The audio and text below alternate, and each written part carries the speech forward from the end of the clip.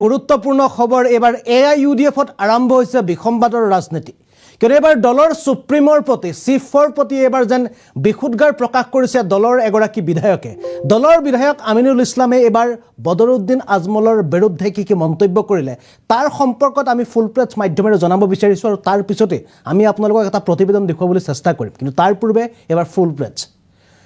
জনাব বিচাৰিছো এটা বিশেষ খবৰ AIUDFত আৰম্ভ হৈছে বোকা ছটিওৱা ৰাজনীতি বোকা ছটিওৱা ৰাজনীতি আৰম্ভ হৈছে AIUDFত বদৰুদ্দিন আজমল জনপ্ৰিয়তা কমিছে বদৰুদ্দিন আজমলৰ জনপ্ৰিয়তা কমিছে আজমলৰ প্ৰতি আগৰ সেই ভক্তিভাৱ নাইকিয়া হৈছে আজমলৰ প্ৰতি আগতে যি ভক্তিভাৱ আছিল বৰ্তমান সেই ভক্তিভাৱ যেন নাই নিজৰ দলৰ বিধায়কে আজমলৰ জনপ্ৰিয়তা কমিছে বুলি মন্তব্য কৰিছে আজমলৰ প্ৰতি কিয় মানুহৰ শ্ৰদ্ধা ভক্তি হেৰাইছে তাক লৈ এতিয়া প্ৰশ্ন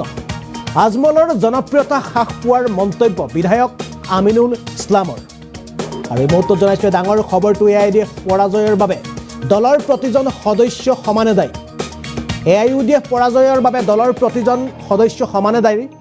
AIUDFৰ পৰাজয় আজমলৰ জনপ্ৰিয়তা হ্ৰাস পোৱাৰ বাবে হৈছে নেকি আজমলৰ জনপ্ৰিয়তা হ্ৰাস পোৱাৰ তদন্ত বিচাৰিলে আমিনুল ইছলামে AIUDFত আৰম্ভ হৈছে বোকা ছটিওৱা ৰাজনীতি আৰু এই মুহূৰ্তত জনাইছে ডাঙৰ খবৰটো কিয়নো এইবাৰ বিসম্বাদৰ ৰাজনীতি আৰম্ভ হৈছে নেকি AIUDFত কিয়নো বদৰুদ্দিন আজমলৰ জনপ্ৰিয়তা কমিছে আৰু এই জনপ্ৰিয়তা কিয় কমিছে তাক লৈ এক তদন্ত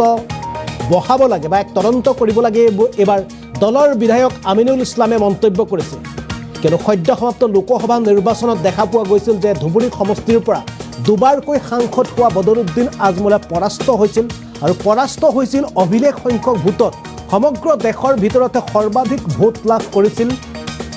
কংগ্ৰেছৰ ৰকিবুল হুছেইনে আৰু দেশৰ ভিতৰতে সৰ্বাধিক ভোটৰ ব্যৱধানত পৰাস্ত হৈছিল বদৰুদ্দিন আজমলে অৰ্থাৎ ধুবুৰীক কোৱা হয় AIUDFৰ দুৰ্গ বুলি আৰু সেই AIUDFৰ দুৰ্গতে যেন পৰাস্ত হ'ল AIUDFৰ চিফ বদৰুদ্দিন আজমল আৰু বদৰুদ্দিন আজমলৰ জনপ্ৰিয়তা হ্ৰাস পোৱাৰ পাছত এবাৰ বিধায়ক আমিনুল ইছলামে মন্তব্য কৰিছে যে আজমলৰ জনপ্ৰিয়তা কিয় হ্ৰাস পাইছে আগৰ দৰে মানুহে ভক্তি কিয় নকৰা হৈছে আজমলক তাক লৈ তদন্ত কৰিব লাগে এবাৰ আমিনুল ইছলামে মন্তব্য কৰিছে আৰু এই সম্পৰ্কত এক বিস্তৃত প্ৰতিবেদন প্ৰস্তুত কৰা হৈছিল আৰু এই প্ৰতিবেদন এবাৰ পুনে পুনে আমি অসম লাইভ 24 আৰু NB নিউজৰ দৰ্শকক দেখুৱাবলৈ চেষ্টা কৰিছোঁ মই সকলো সলনি কৰি দিম ওপৰৰ পৰা তললৈ সকলো সলনি কৰি দিম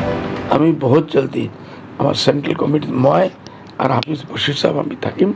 বাকী গোটেই ওপৰৰ পৰা নিচেলৈকে গ্ৰাছ ৰুটৰ যেনেকৈ ৱাৰ্কাৰ আমি চেঞ্জ কৰিম আজমলৰ এই হুংকাৰৰ পিছতেই প্ৰতিক্ৰিয়া আহিছে AIUDFৰ বিধায়ক আমিনুল ইছলামৰ পৰা পৰাজয়ৰ বাবে কেৱল এজন দায়ী নহয় এয়া AIUDFৰ পৰাজয় মই ভাবোঁ যে অকল মোৰ বা এজনৰ বা দুজনৰ ওপৰত দোষ জাপি নিদি এইটো এটা টিম ৱৰ্ক পলিটিকেল পাৰ্টিৰ এটা টিম ৱৰ্ক যদি ফেইল হৈছে এইটো টিমৰ ফেইল হৈছে অকল মোৰ ফেইল বা ABCD কাৰোবাৰ ফেইল এইটো মই ক'ব নোখোজোঁ AIUDF টিমৰ ফেইল হৈছে আৰু ৰাইজে আমাক একচেপ্ট কৰা নাই এই কথাটো কিহৰ কাৰণে একচেপ্ট নকৰিলে আৰু কি কৰিলে একচেপ্ট কৰিব এইবিলাকৰ ওপৰত কাম চলিব আজমলে দুখ ঠেলিলে AIUDFৰ নেতা আৰু বিধায়কলৈ আমিনুল ইছলামৰ ওলোটা আক্ৰমণ আজমলৰ জনপ্ৰিয়তা কমিছে এই নিৰ্বাচনেতো বহু কথাই কৈ দিয়ে এই নিৰ্বাচনেতো আমি দেখিছোঁ যে আজমল চাহাবৰ প্ৰতি মানুহৰ যেনেকুৱা ভক্তিভাৱ আছিল যেনেকুৱা আছিল বহুতখিনি ম্লান হৈ যোৱাটো আমি লক্ষ্য কৰিছোঁ আজমলৰ কিয় জনপ্ৰিয়তা কমিছে আগৰ সেই ভক্তিভাৱ কিয় কমিছে সেয়া হেনো ডাঙৰ প্ৰশ্ন এই নিৰ্বাচনেতো বহু কথাই কৈ দিয়ে এই নিৰ্বাচনেতো আমি দেখিছোঁ যে আজমল চাহাবৰ প্ৰতি মানুহৰ যেনেকুৱা ভক্তিভাৱ আছিল যেনেকুৱা আছিল বহুতখিনি ম্লান হৈ যোৱাটো আমি লক্ষ্য কৰিছোঁ কিন্তু কিহৰ কাৰণে ম্লান হ'ল কিহৰ কাৰণে আজমল চাহাবক বেয়া পালে কিহৰ কাৰণে আমাৰ দলটোক বেয়া পালে কিহৰ কাৰণে একচেপ্ট নকৰিলে এইটো এটা বহুত ডাঙৰ প্ৰশ্ন শেহতীয়াকৈ AIUDFৰ পৰাজয়ক লৈ এতিয়া দলটোৰ ভিতৰতে বিসম্বাদ আৰম্ভ হৈছে আৰু প্ৰথমবাৰলৈ হয়তো AIUDFৰ কোনো বিধায়কে ক'লে আজমলৰ জনপ্ৰিয়তা কমিছে বুলি